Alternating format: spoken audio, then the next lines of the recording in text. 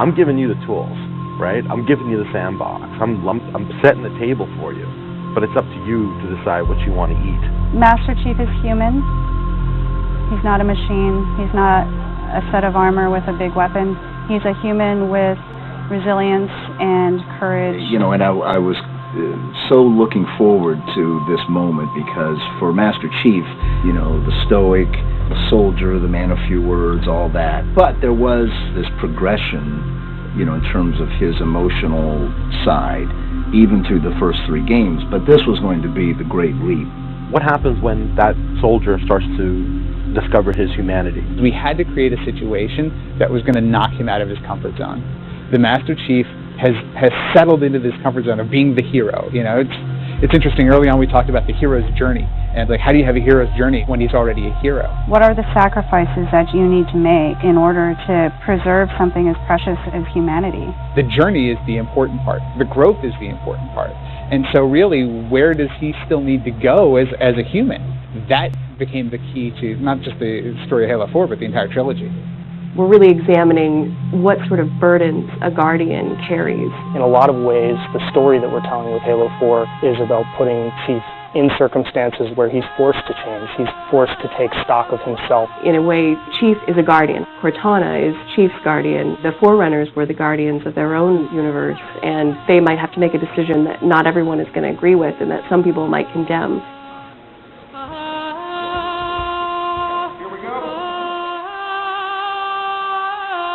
It's almost like you're a little kid and you're just playing make-believe again. So you imagine everything. The table's here, the plinth for Cortana is here, there's a window here. Ready, go.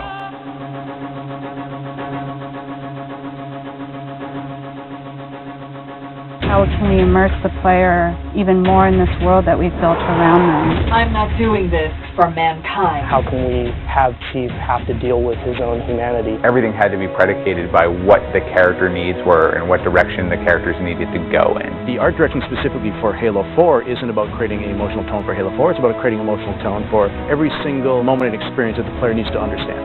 Similar to what we said is that, you know, we build what we need to see.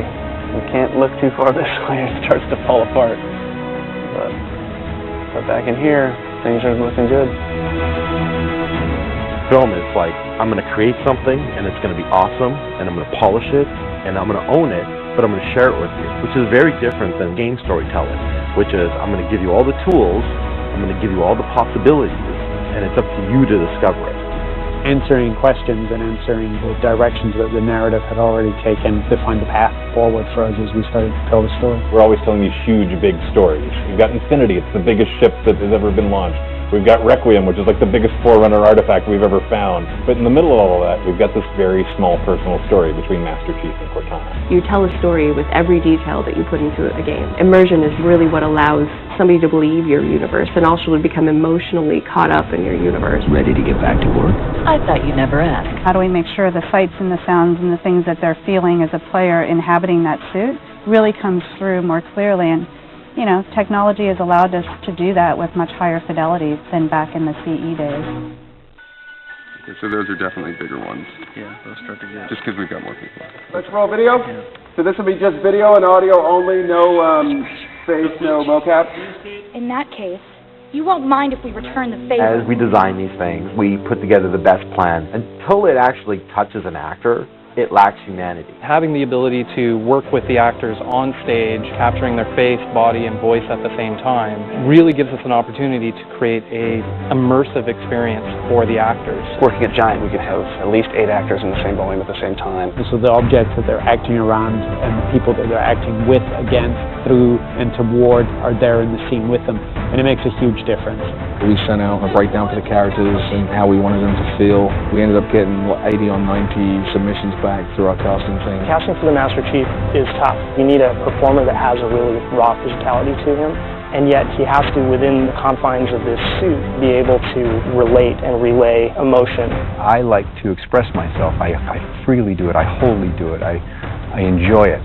And so pulling back on all of those instincts is what's required to play him. Imagine that translating to a 3D model with huge armor and making sure the personality of Chief's movement comes through that armor was really critical. And that really came down to Bruce's acting, his physical stature, and really his physicality as he went through all of the performance. You'll never see his face or hear his voice, but all of the other actors that are playing off of him have received so much from him in their performances, and I think that they would all agree with that. This is the low-res asset of Chief. We were afforded a little bit more budget since he's our hero. From the art process, storytelling is just about engaging the player. You don't have to answer any questions. You don't have to take them through a lot of loops of feeling. The player's engaged. I think you've got to start. So Master Chief's a difficult one because he's a dude in a helmet. There's such particularly in science fiction, such a fantastic history of people being completely realized as people without having their face as a tool. For us, it's making him feel like a real person.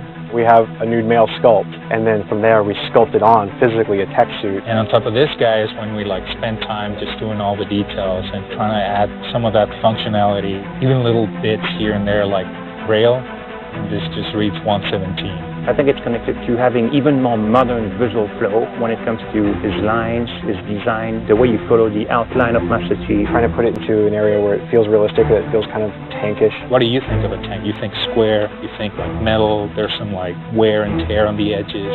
So those things we want to grab, put them on the Chief so it communicates that. The fingers are missing here on these. They have armor caps that come on.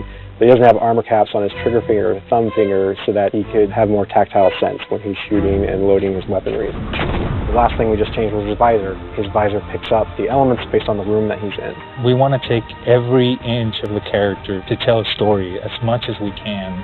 Above all, he still needs to connect to the player, and they still need to understand him as being that character. It's somebody who's been very loved over the last 10 years.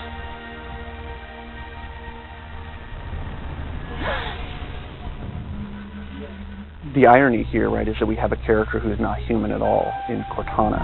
I was put into service 8 years ago. She is the most human character that we have in the story. She's struggling with her own mortality. AIs deteriorate after 7, Chief. That's something that everybody struggles with. That's the most, human it gets. If we can just get back to Earth and find Halsey, she can fix this. Everyone has to figure out what it means to die. She's strong, she's convicted. She herself is going through a really difficult time in understanding the things that are happening to her. We were looking for somebody who really could bring just fire and stuff that's required for some of those sequences. We needed to make sure we found someone that had some innocence to her, but also could be very strong at the same time. If you imagine that you could have 20 emotions at one time, she has, I will not allow you to leave this planet! She's really the heart of the game and the heart of Master Chief, and explains what's going on and why it's a problem. I didn't mean to.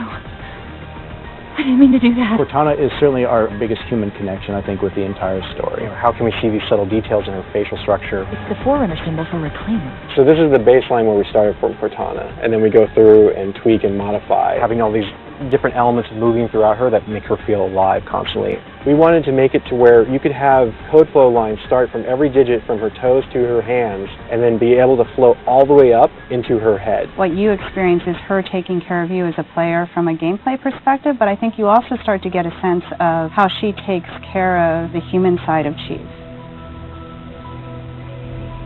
Wake me when you need me. They spotted her. Bringing Jen and Steve in and having them layer their voices over the character performances in the cinematics, that just brought the whole experience together. You look at just the number of lines that the Chiefs had over the course of the franchise, and it's not a lot. How much firepower would you need?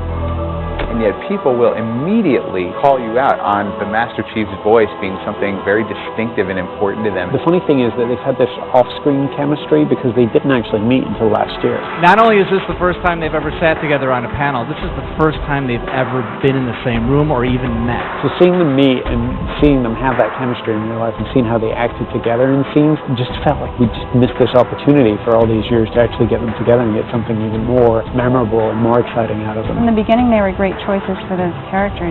Steve has this very stoic personality that comes through in his few words. The same way Jen's voice is confident and it's strong, but it can also be playful.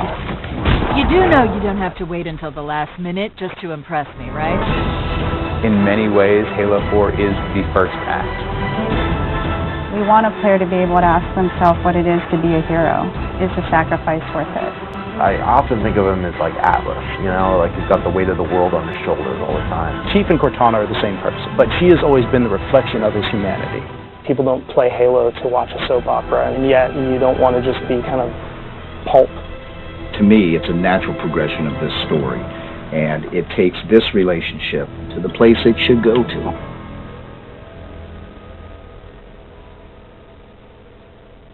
Don't make a girl a promise you can't keep.